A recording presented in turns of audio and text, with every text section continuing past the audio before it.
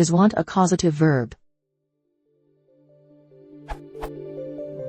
I've always held on to the definition that causative verbs express how the noun before the verb influences the execution of an action. Similarly, the Longan Student Grammar of Spoken and Written English defines them as causative verbs. Indicate that some person or thing helps to bring about a new state of affairs. I know that the verbs have, get, make, and let are the four prototypical causatives. But then I got to thinking that let doesn't really make anything happen. And I just bunch let up with the other three, also allow, because of their similar structures and because it's more convenient to teach them as a group.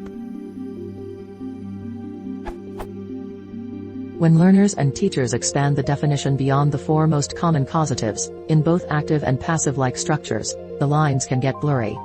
There are many long lists on the net, one listed as many as 90 and called them mostly causatives. I guess the problem is the definition of what's causative to begin with. There are also those people who would identify causatives by certain patterns that the words follow.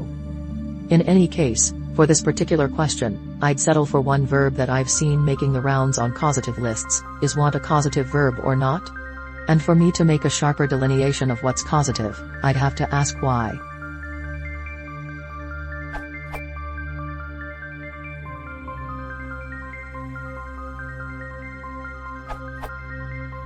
Want is not causative.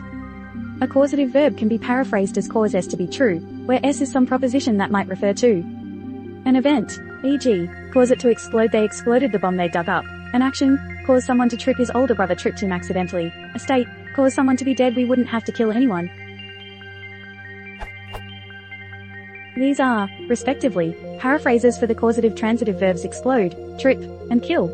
All causative verbs are transitive, and there often exist intransitive inchoative verbs with the same shape. It exploded, he tripped, but not always. He died, but not he killed, at least not in the same sense as he died.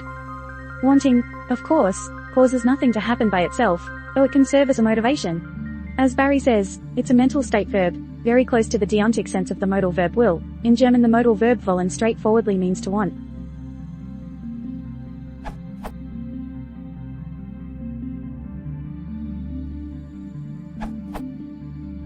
As you have probably seen, the LSTW describes one as a mental verb.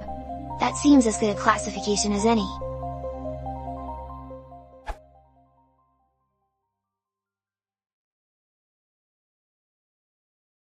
If you want to break the channel, please consider subscribing.